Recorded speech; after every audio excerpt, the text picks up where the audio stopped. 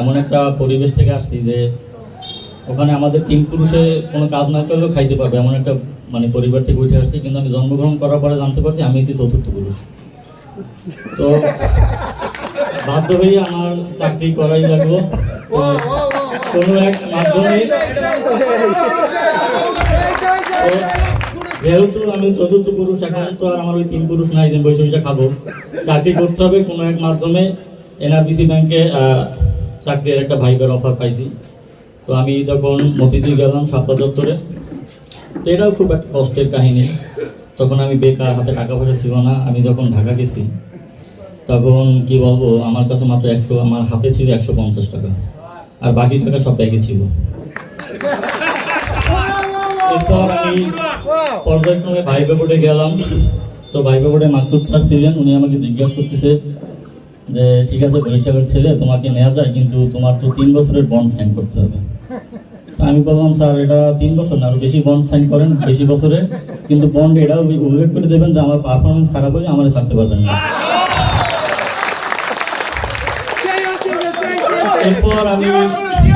এরপর আমি ভাইবা দিয়া বের হইলাম।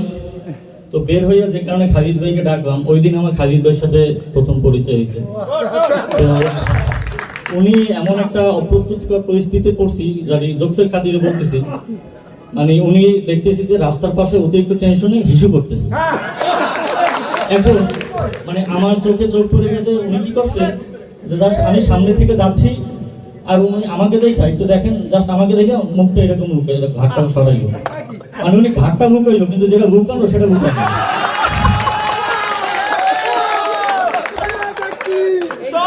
এরপর পর্যায়ক্রমে আমাকে বরিশাল ব্রাঞ্চে ট্রান্সফার করা হইল।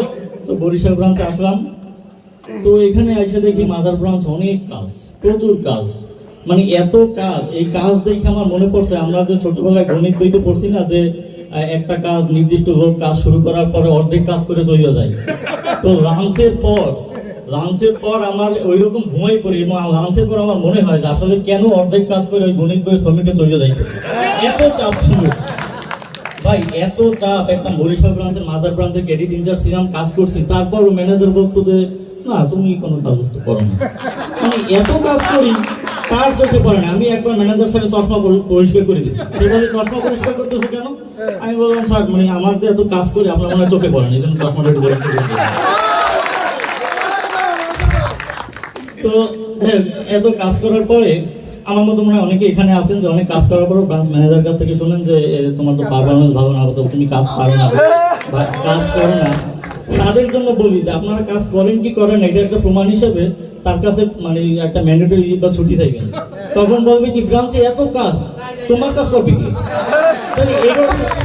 একটু আগে যে বলো যে তোমার কোনো কাজ দেখি না, তাই এখন আবার এটা বলে কেন? তো পরবর্তীতে এইভাবেই আর কি দিনকাল চলতেছে। তো আমি তখন বুঝলাম যে আসলে এই ম্যানেজার আর এমপ্লয়ি যারা আছে ব্রাঞ্চে, তাদের সম্পর্কটা একটা সাইকোলজিক্যাল সম্পর্ক।